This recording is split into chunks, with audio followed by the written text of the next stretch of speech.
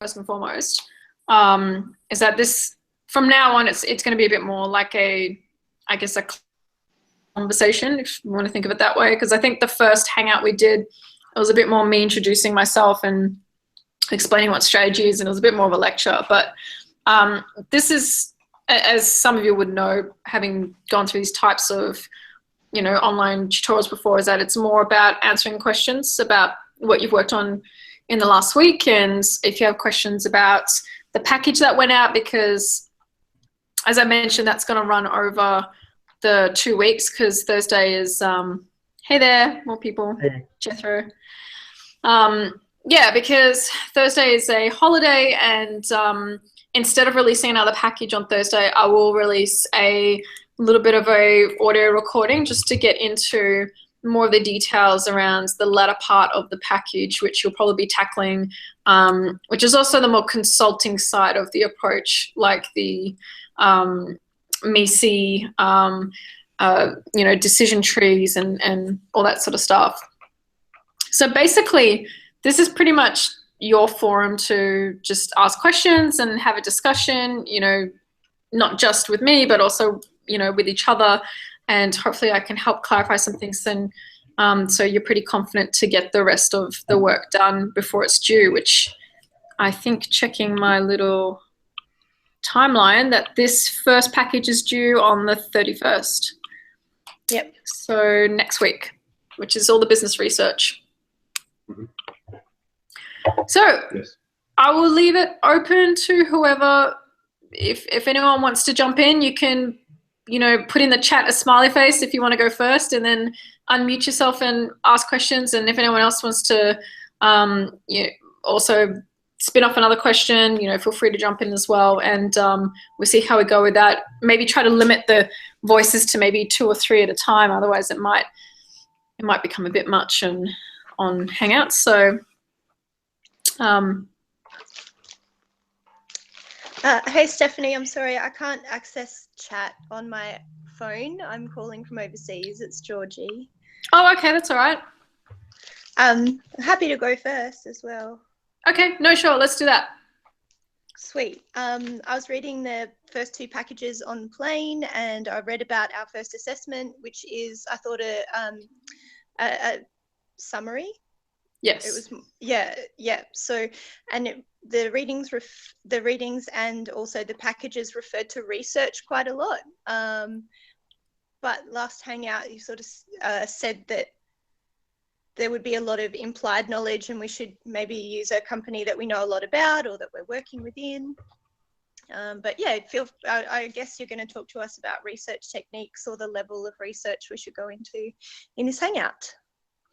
Yeah, so I think it is very much focused on the business research first for this assessment. So it's about gathering as much information as you can about your chosen business. And if you have chosen, hey Brian, if you have chosen to use your own business or in particular like your employer, there was some conversation on Hangouts which was that just being mindful of, if it's your own business, what you're happy to share. And a lot of people probably don't want to go into the details of the financials, which is perfectly fine. That's not needed for the assessment. But if it is your employer and you're talking about the maybe finer details of their strategy, just check with them and see what they're happy for you to post. Though on that, in terms of research, if you have access to, I guess if it's your own business, you're essentially just writing it for your own strategy. There isn't necessarily, unless you've got employees as part of your business, I would recommend maybe even doing some interviews with them to just sort of see how their thoughts around, how the business is going, whether they understand the strategy that you've set out for them. Is the objective kind of clear? And just do maybe, a couple interviews with your employees. Otherwise, if you're a sole trader, it's fine if you don't have the time, you don't have the resources to do that. The research isn't necessarily the most, in terms of first-hand research, like interviews, that's not necessarily the most important component of this package. It's just a nice to have if you have access to it, because it'll help you get a bit more of a deeper understanding, and especially if you have questions about the information you've gathered, you can have them answered if you have the ability to do so. Otherwise, I don't want anyone to think that they're going to get marked down or anything like that because they haven't done primary research. It's just if you have access, it's a good idea to do, maybe talk to 1 or 2 people about it. Does that answer your question?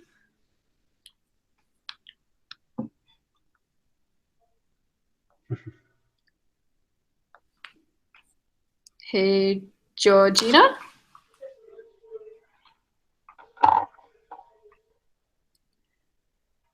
I wonder if we've lost her. Maybe. Well, I didn't mean to mute myself. Sorry. Oh. Yeah, it's Jordan. Yeah, so I've recently done some consulting work through PwC at Australia Post, but I'm not going to be using any information that I was privy to that's not public knowledge. I just noticed these guys have a lot of really good annual report information, and it's a huge organization, so they have enough scope that I think I can choose a department to sort of get, you know, some meaty info out of. That's fine. If what you have is enough, then that's fine. It's more so if you feel like there's some gaps and you have access to talking to someone about it in terms of getting more information, then by all means do that. And obviously, you know, if they're happy for you to post those insights, that's all. Cool. So I see Jethro has a smiley face. Do you like to go next? Yeah. I just thought I'd follow up the question about business model canvas and kind of working through that from a not-for-profit angle. I think that probably the easiest question to ask is, in a situation where you're using the business model canvas for, I guess, looking at the strategy, and you're looking at a business where the customer doesn't pay the bills, how do you usually do that? Because essentially someone's paying the bills, and that means that you essentially got 2 customers, right? So Facebook has an advertiser customer, but it also has the user who uses the service. And how does the business model canvas work in that kind of context? For a not-for-profit? Well, I'm thinking about my organization that I'm doing. The customer, you know, we would say is the people that we work with, right? The people in poverty, or whoever they are, they would be the customer of the service. But they don't pay the bills.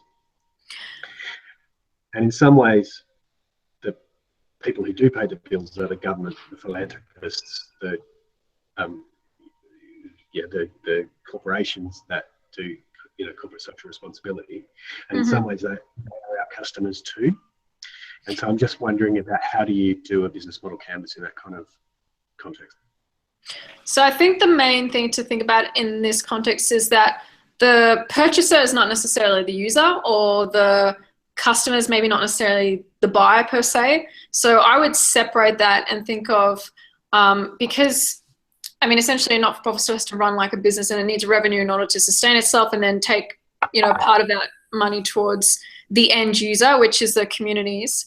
I would focus on the revenue model and how that works with those who are making donations, and so forth. Say if it's people who are going to donate, I would classify that as, you know, if you think of and I've done this before in previous projects where I've done like if you think of service design where you have like a journey map, sometimes the people in the front end of the journey, let's say onboarding or purchasing, is not the same customer as the user or the end customer, so to speak. Because to give an example, like with something like telecommunications, sometimes the strong user would be, say, a 17-year-old, you know, who's managing the account and, you know, jumping on the internet 24/7, but the actual purchase at the front end is the parent. So I'd probably think of it more like that, because really the money exchange is between your organization and that person who's donating, like it would be the parent, even though the end user or the output, even say with toys, it's actually the child. It's not, you know, it's not the parent. So in that sense, I still see it as a business transaction between the not-for-profit and the person who's actually donating, and then looking at what are the different channels that you conduct that financial exchange with. Is it digital? Is it face-to-face? Is it door knocking? What are the touch points in order to make those sales? So I'd probably look at it from more that business perspective. even though the design outputs that money goes towards will actually be with respect to, say, the communities who, you know, are needing that charitable work. Does that sort of make sense? Yeah, follow the money. Yeah. Yep, pretty much. Yeah, sure. So when we talk about customer in the canvas, the customer is really the philanthropist or the government department rather than the. Yes. Yeah. Yeah. Okay. Cool. Cool. That helps. Right. Anybody else have any thoughts or questions about the first package? Or have you tried anything? Sorry, Stephanie, I can't write a comment, but I can log in. Can you hear me? Yes. Yeah, okay, great. It's Georgia here. I was just curious about the blog and your expectation about us keeping it up to date over the course, and what sort of things we should be posting and how we should get everyone across what we're posting, and if we should be trying to drive a discussion around what we post, that kind of thing. Yeah, so I think with the blog, the most important thing for me that I'm looking for is just the development of your strategy or strategic thinking, so to speak. So it's kind of like when, I guess, you know, you'd have an exam, and often at school they'd say, well, I'm not interested in necessarily the answer, I actually want to see the working out. And that's pretty much, you know, what we're looking for in the blog. I want to see how you've made a decision to go from, say, to a fork in the road of 2 decision points, why you've strategically chosen this point as opposed to that point, and a little bit around your reflection on that. Because at the end of the subject, when you will be writing up that final package, which has your, you know, your strategy in it and your design concept, which is the catalyst for change, those reflections will help in order to shape your writing as well. Because you'd find that by keeping up that blog, much of, hopefully, you know, with some degree of change, a lot of what you'd be writing along the way, you could actually kind of reuse into your descriptions in that final document. I don't think it needs to be really comprehensive each week. I think the main focus is really on the activities and the readings in the package. And then in the blog, it's just a little bit around pretty much questions and thoughts like you've been doing on you know, Google Plus, like, oh, you know, this article, you know, provoked me to think about this topic and this question in reflection to this business that I'm looking at. Okay, that's great. Thank you. Yeah. Just a little bit beyond that, where do we write the blog? So I think Marius had set out for the blog post, I believe, I'm not sure whether Google Plus allows you to write on your own page. I haven't used it in that sort of sense. You could actually post to your own page if it's private. Otherwise, you know, you can use pretty much any other type of blogging system, whether it's like WordPress or you know, Blogger. Even to a certain degree, if you really want to, you could use a Word doc to just document your thoughts. Otherwise, I think another option, which is probably a little bit more fluid and organic, is if you've been posting a lot and reflecting, say, individual posts onto Google Plus into our section, you could probably take all those posts and just consolidate it into your blog submission, if that makes sense. We've used because other people. Sorry, we've used Medium in the past. So you just sign up to a Medium. Yeah, that's fine. Medium account. Yeah. Yep. Medium's good. Seems to work well, and you can make the post private and just post the link, and then only people with a link can see it. Yeah, no, that's great. That's even better idea. I keep forgetting about Medium. But yeah, no, that's fine. Yeah. Okay, I'll have to investigate that one. Just the other thing too, I was just sort of going through the package and reading the readings and things like that, and I was starting to get to the NICE stuff. Okay. How much, in the decision tree thing, how much of that do you want in this first assignment? It's really just to show that it's helping you point yourself towards a direction where you might start to design a solution around. So you're going to have a bunch of different pieces of information. Hopefully your vision statement will allow you to scope all that information into a particular boundary. And then from within there, there's going to be a couple of different decision points. And so, or you might have a couple of different hypotheses. So it might be, for example, what would be the mental barriers to, using the example of not-for-profits, what would be a mental barrier for a consumer or, you know, a customer on the street donating money to this organization? And then maybe you would use the decision tree to fork off into, okay, what are the fundamental underlying issues around that? It's really just to showcase a logical, step-by-step critical thinking towards what could potentially be the underlying situation to this hypothesis that you have as a potential problem or issue, or even opportunity. It could be an opportunity as well. And that's basically it. It's really, it's not anything too complicated. It's just showcasing your decision-making from a hypothesis or opportunity. You know, the common example is, should I enter this market, or should I buy or sell? And, you know, okay, if I buy, I get then these benefits and these risks and this output. If I sell, these different things happen. And then if I sell from these different options, you might have then another sort of consequence from that option. And then it gets to that underlying, you know, they call it like a value, which you don't need to go through the process of actually assigning probabilities to it. It's just getting to that endpoint where you're like, okay, I know what the underlying root cause or root issue is to solve for this. And that's pretty much what a decision tree is. We use it quite crudely here. We don't go to the effort of assigning values to each decision point, which you'll find if you do your own research, you'll see them. It'll go into quite a lot of detail in that respect. So you don't need to worry about that. It's just a logical thought process and around a hypothesis. Okay, I understand. So fundamentally for my organisation, they're sort of stagnating. They're losing their position in the market and all those sorts of things. So ultimately, I could be proposing strategies to pull them out of that. So I could have a number of different strategies. Mm-hmm. So that's where that decision would, or that decision tool would come into play to sort of help analyse and look at the impacts for each of those decisions or directions that I might end up taking.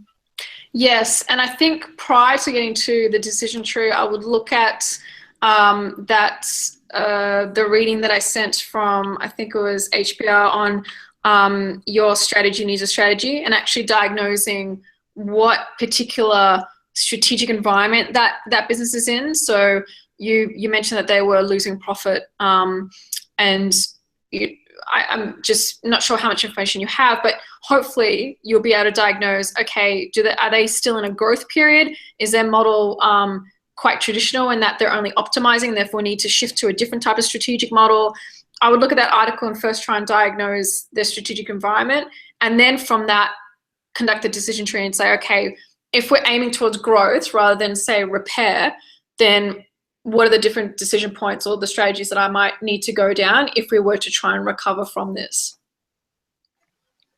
No, okay, I understand. Yeah, no, I think that's fine. That's all good. That's good. Okay, great.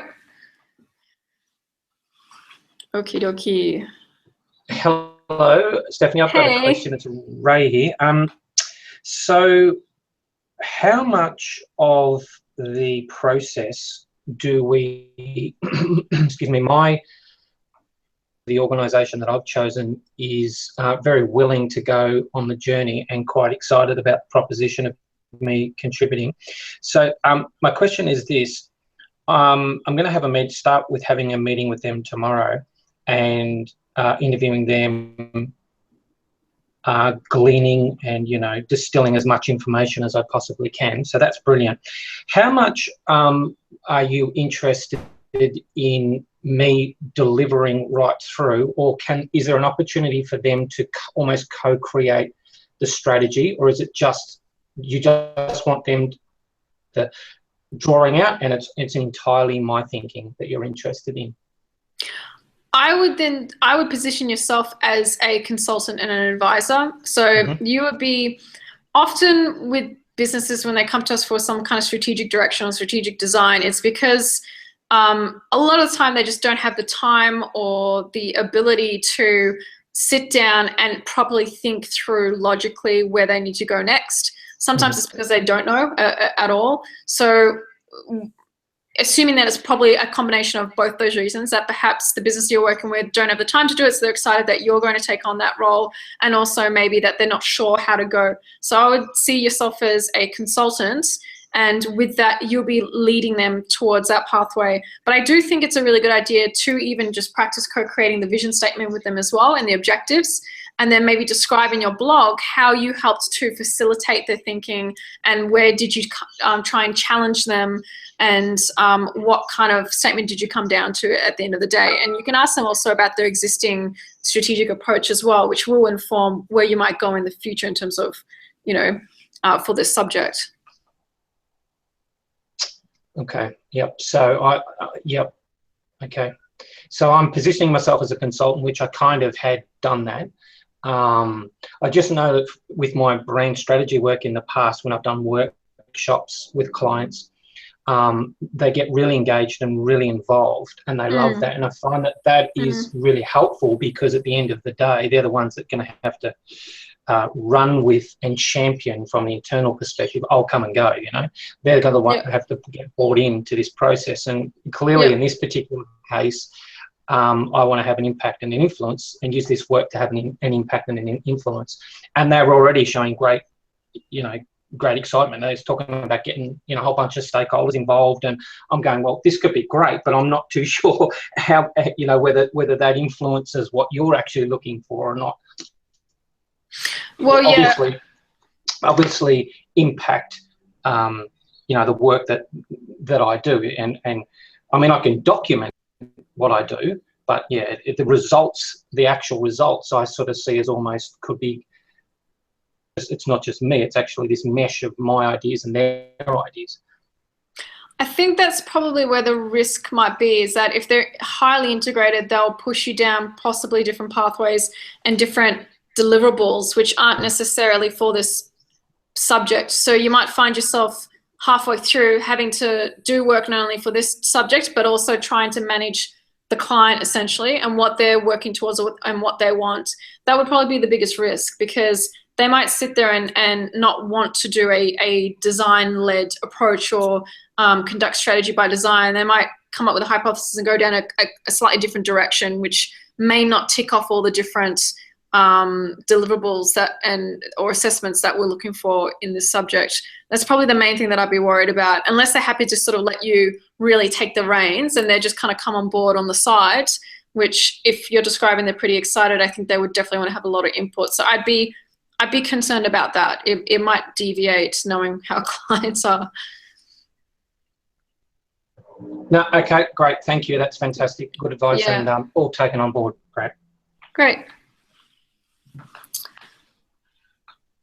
So, who else? Hey. Gene here again. My organisation's a sizable sort of organisation. So what I was going to do is just do an overview of the company as it is at the moment, and then focus on a couple of departments like the R&D and sales, and look at that sort of relationship. Is that sort of an approach to take? Is that okay? Yeah, I guess depending on how big it is, it might be too cumbersome to look at the entire holistic organisation. So you might want to hone in on one department, or maybe two departments that work very closely together. If you feel that maybe, you know, on your analysis of the current state of the organisation, you might intuitively think that these two departments should merge potentially, and you might want to hone in on that area. It really depends on how much information you have across the board, because knowing, say, something like a bank where it's a huge entity and you would have hundreds of people within just one department, and that department would have its own strategy in itself and its own operating model in itself. So I'm just thinking about, in terms of the final deliverable, I wouldn't want you to have to sit down and then do this, like, if you choose to, because, you know, I'll explain as we get further down to the subject, but one of the options is to create an organizational chart, or maybe not necessarily chart, organizational structure, and or a operating model, which, you know, that's really just an additional task. It's more focusing on potentially the org structure. So if it's a really huge organization, you're looking at a whole bunch of different subdivisions, it might become just too much work for the subject. So that might be your call in terms of what the size of the business is, and if you feel it's better to just focus on maybe 1 or 2 departments as your focus for the strategy. Okay, no, that sounds fine. What I'll do is in the report, I'll place some sort of let you understand the bigger picture, and then sort of focus in on the Yeah. of the other departments that I focus on. Okay. Yep. Hello, Brian here. Hey, Brian. Yeah, so in line with that, I was looking at Lander as the company to research on, and they have a lot of services like it's strategy and positioning, identity and design, brand architecture, innovation, research, analytics, environments, activation, digital, social media. So that's a very, very broad range.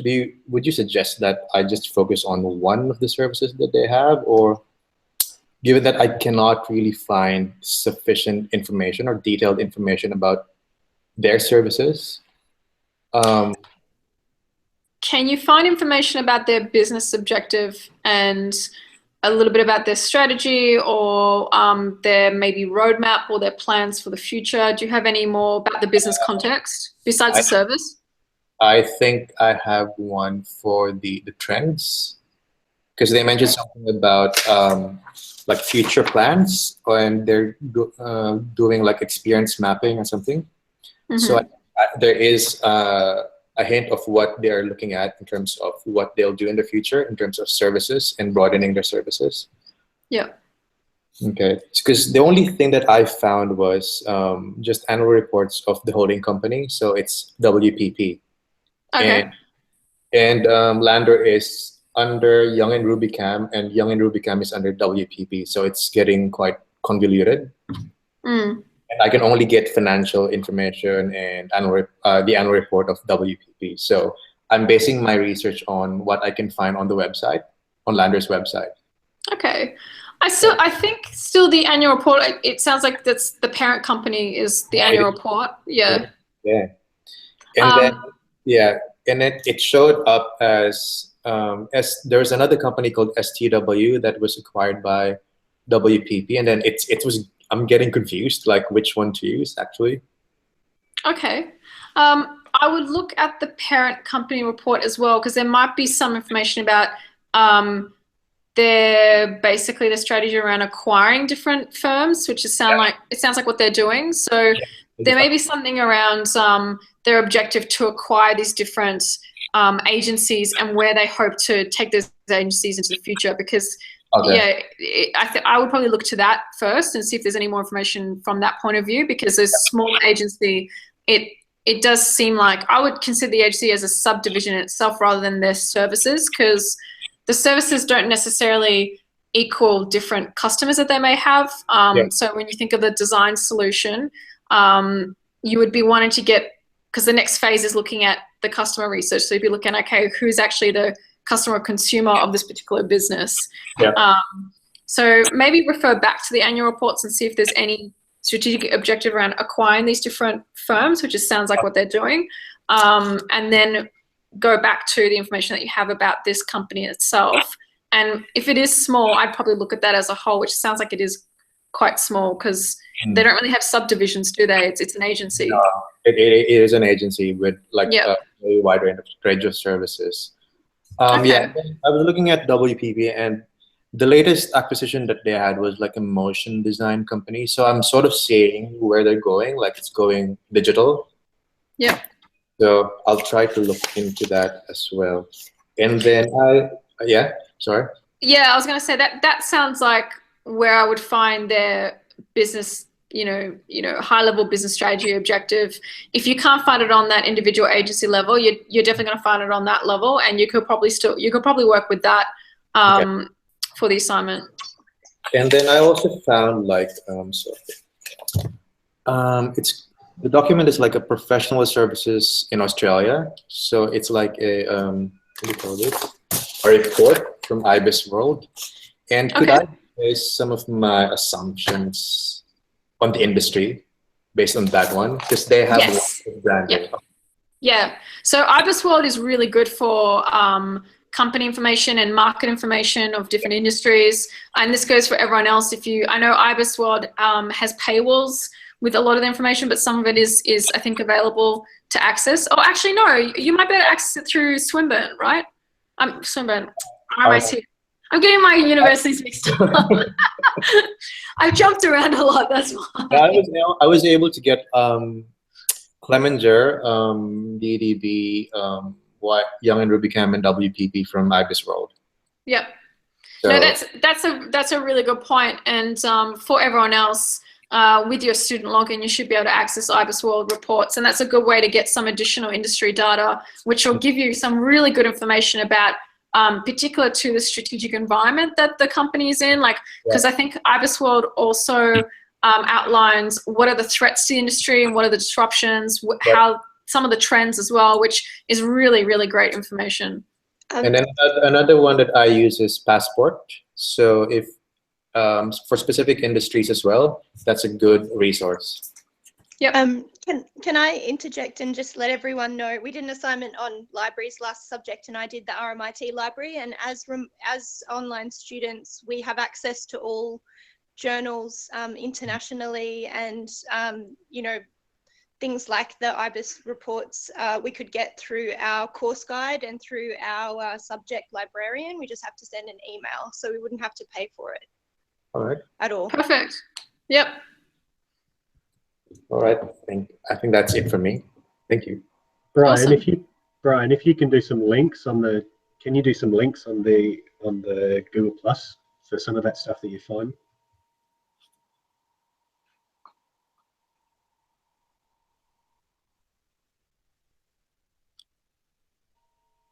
I'm going to take that as a yes, Brian. Thank you.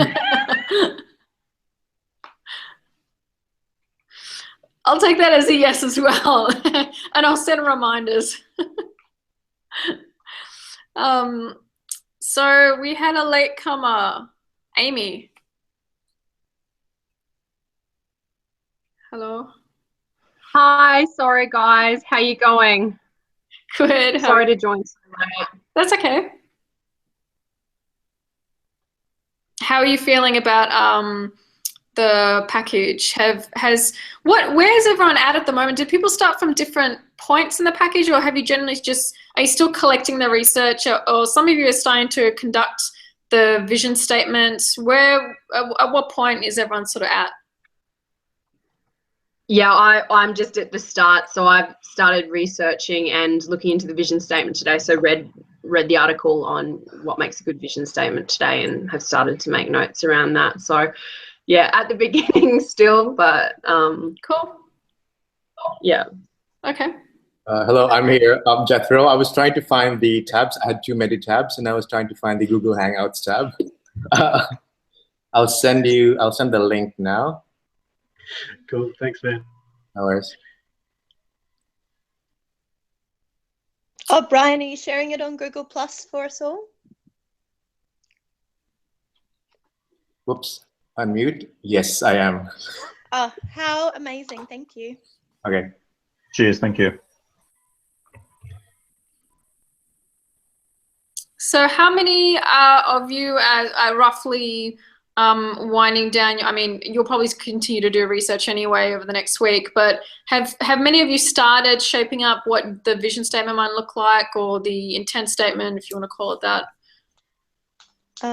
I have started writing it, and I enjoyed the first few readings. Your strategy needs a strategy, and also the perils of bad strategy had some, like, I actually laughed out loud on the plane reading some of that. It was awesome. I don't know if I skipped ahead too far, because I'd only printed certain articles, and then others I've downloaded to my iBooks, which I haven't read yet. But yeah, the vision statement seems less imposing now.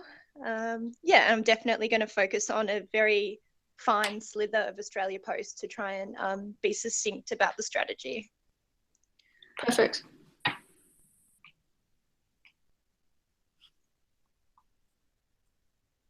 How about everyone else?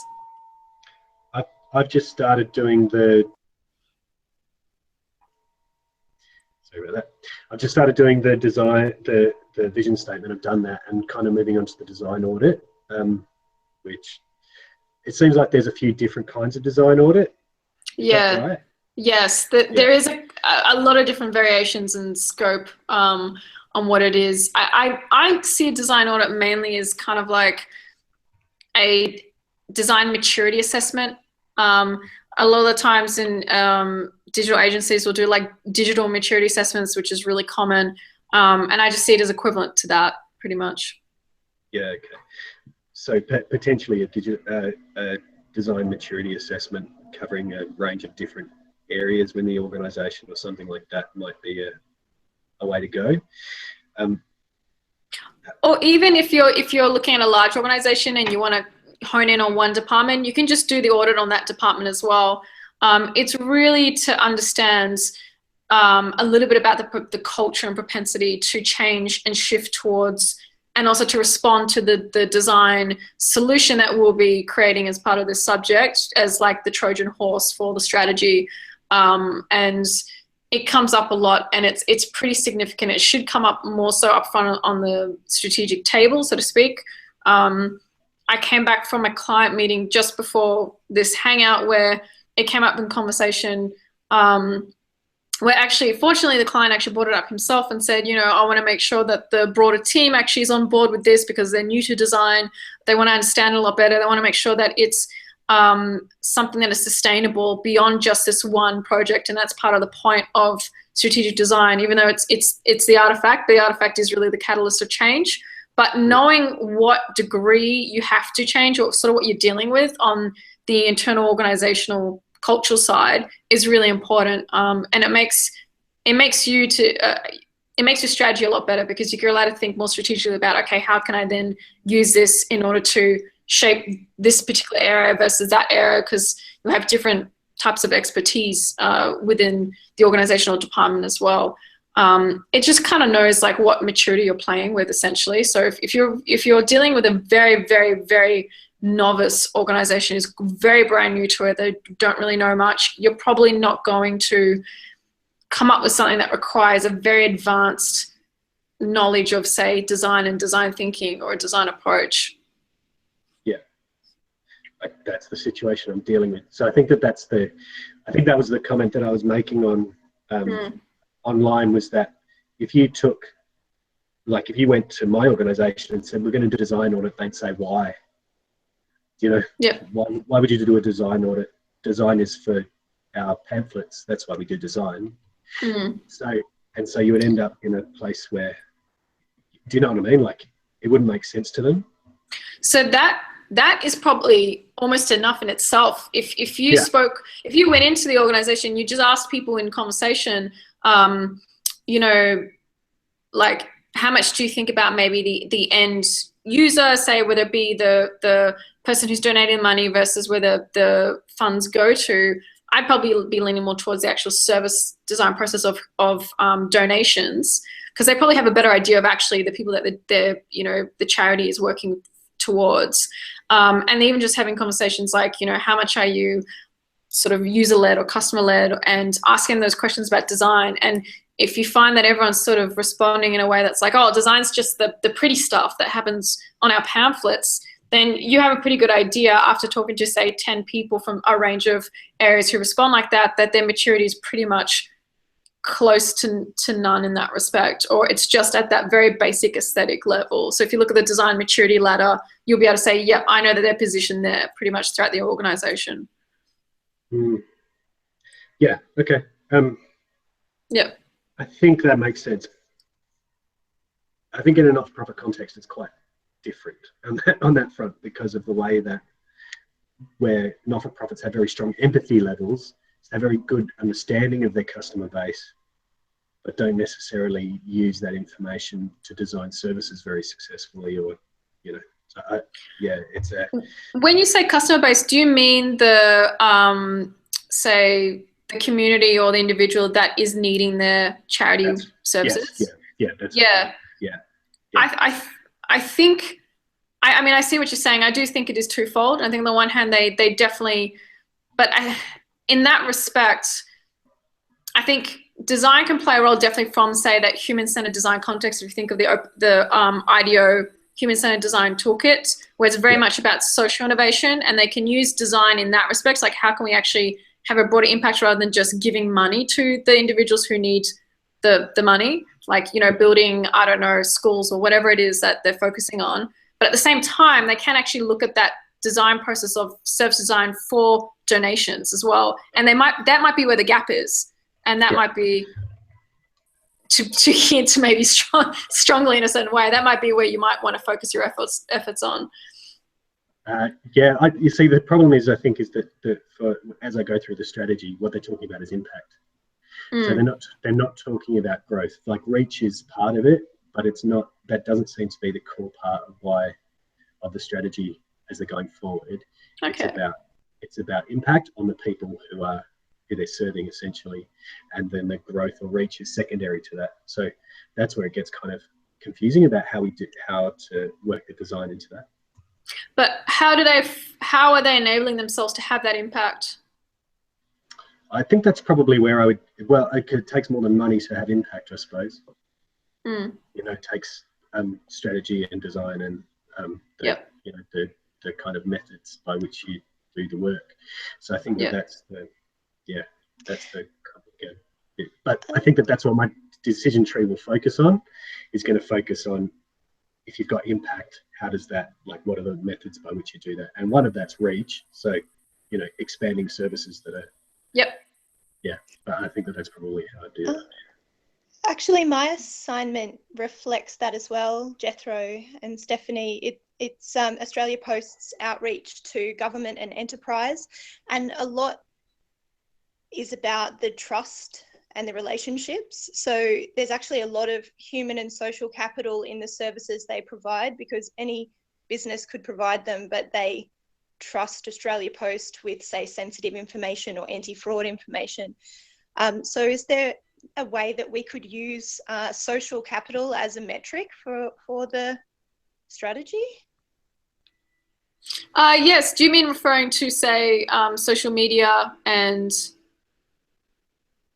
is that how you're defining social capital? No, I mean building trust and long-term relationships with organizations. Yeah, because people don't expect these digital services, and building of apps, for example, is a service that Australia Post has, but people don't expect it from them. So it's actually about, like, building awareness, and I guess that also means bringing in clients and then showing that you can deliver at a good price on those expectations. But yeah, I don't know if we could bring in an element of trust or awareness building beyond just profit, or beyond just, I don't know.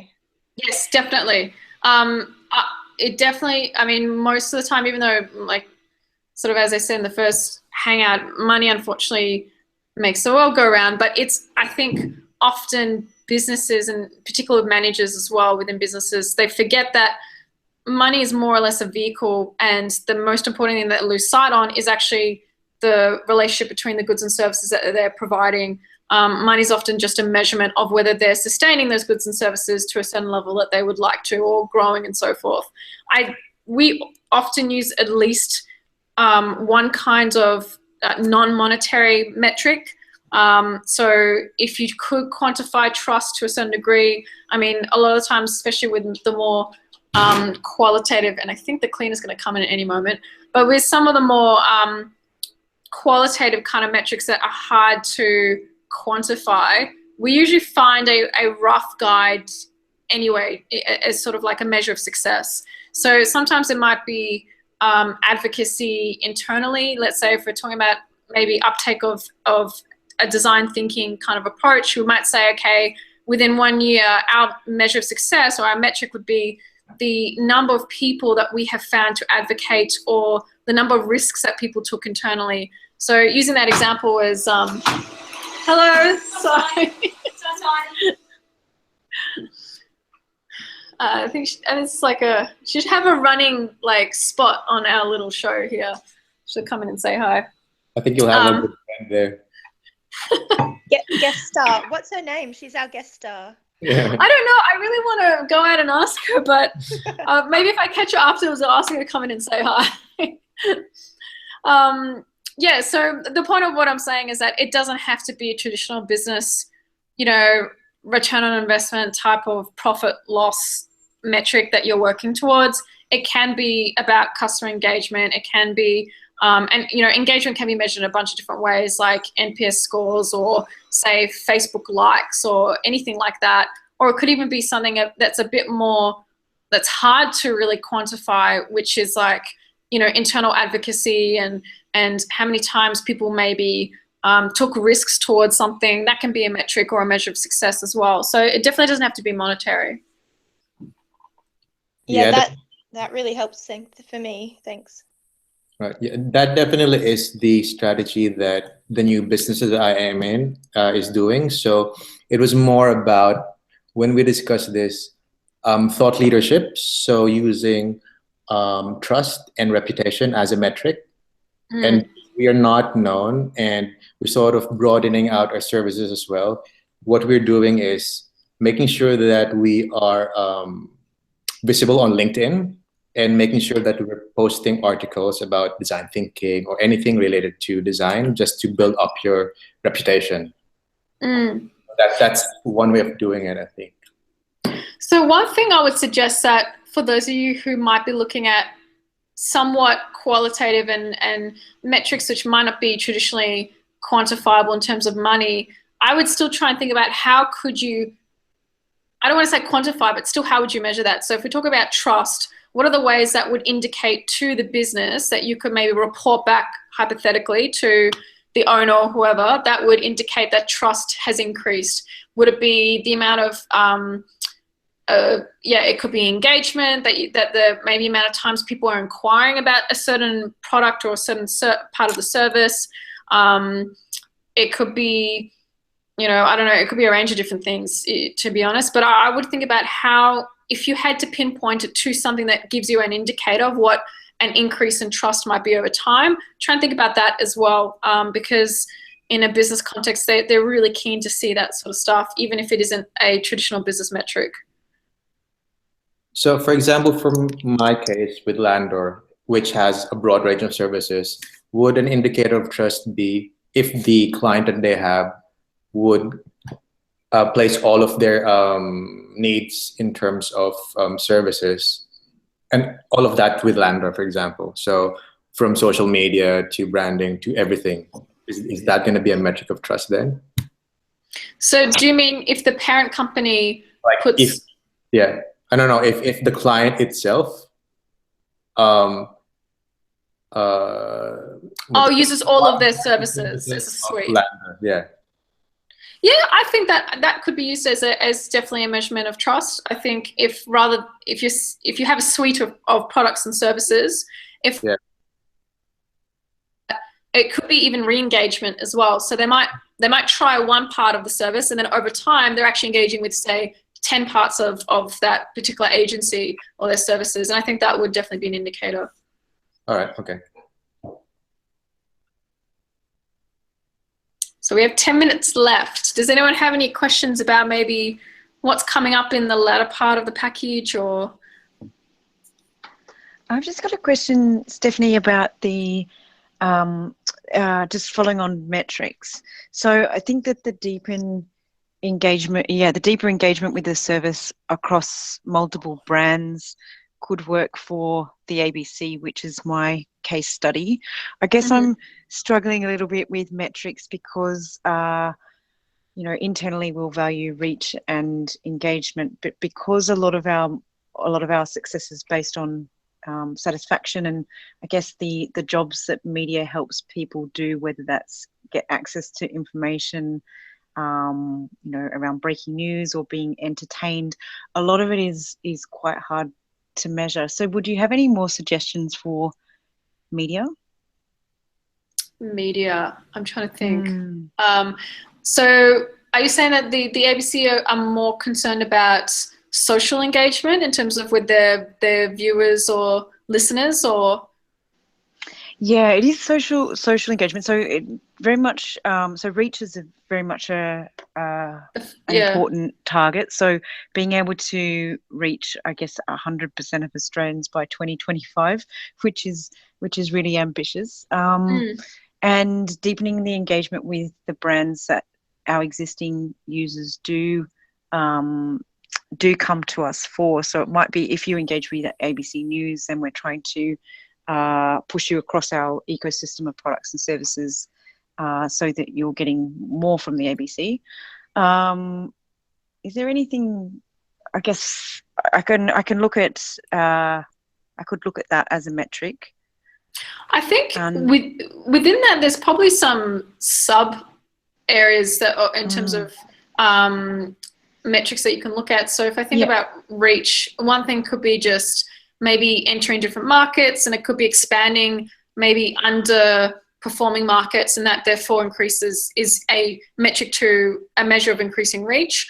It could also be how much, which tends to be the trend now with a consumer or a customer focused marketing approach, which is, you find this quite a bit in, I think, marketing strategy literature, where it's how much of the ecosystem is that particular customer target segment, how much are they embedded in our ecosystem? So you're saying before, like, does this person actually have 9 out of 10 of our suite of products, and they're actually a full holistic consumer? So a good example is Apple, where, you know, certain target segments within Apple, they're just complete ecosystem users. They don't just have an iPhone, they have everything. And that's what Apple really strategically tries to strive towards as part of their strategy. So you could look at it and cut it in that way as well. Yeah. Okay, that's a good suggestion. Thank you. The other thing I would add on that is don't get too caught up at this early point about metrics as well. And this is for everyone. So it's good to have an idea. And of course, when you look at the business vision and what they're trying to achieve, they will have outlined their particular metrics. And I think it's good to have that as an anchor point, but just be open to the fact that maybe if you do decide through further research or through your design that actually there's some principles coming out through customer research which will pivot the strategy or the vision to a certain degree, those metrics might change. So it might be that what customers actually really want from the ABC is maybe not so much engagement, it's knowledge. And therefore you might change that vision statement to be like, okay, well, it's not about reach, but it's actually about increasing knowledge or reaching knowledge, as just for an example. And therefore that metric then might end up changing attached to that particular design outcome. So I'd still remain open and don't feel like you're locked in yet. The main thing from this first assessment is that you have a good idea of how the business is basically performing versus also where they want to go and what their objective is, and sort of trying to remain within that scope. So you're not sort of flying out and trying to basically boil the ocean. Okay, that's good advice. Thank you. I think I'm trying to boil the ocean and drowning somewhere in the ocean. Thanks. That's Georgia.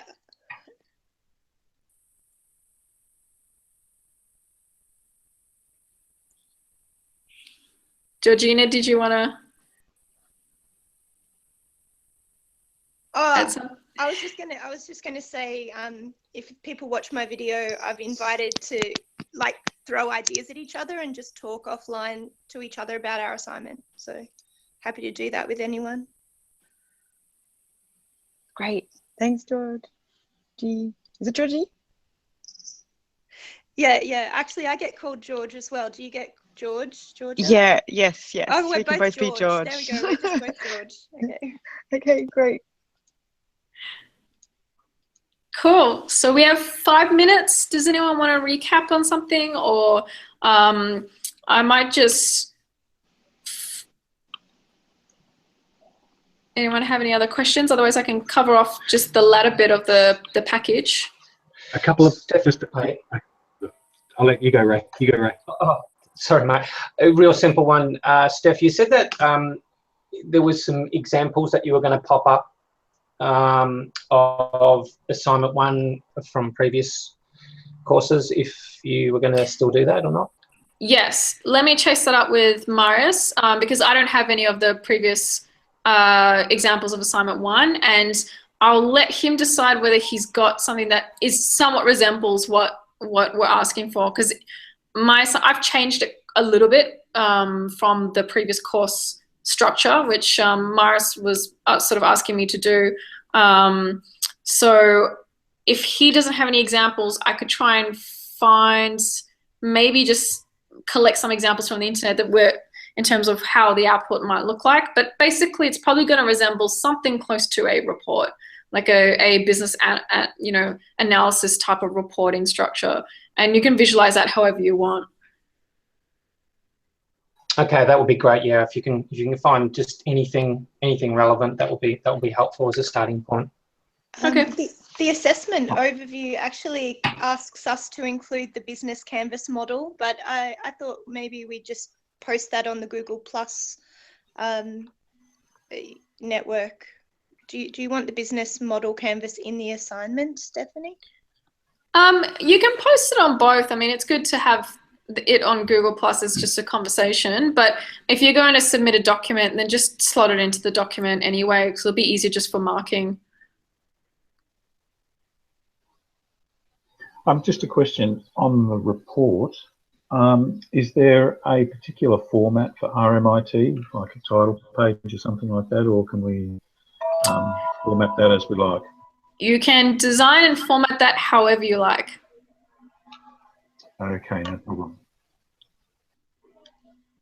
Just the last thing, Stephanie, if you've got any examples of other kinds of design audits or things that you think are good, I think the link that was kind of added, I don't know,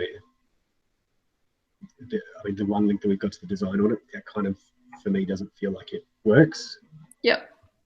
So that was taken from a previous version of this course. So I can safely say with 90% confidence that there would be examples of that from Maris's previous students. So I'll be able to collect that at least and give an example of what that section might look like.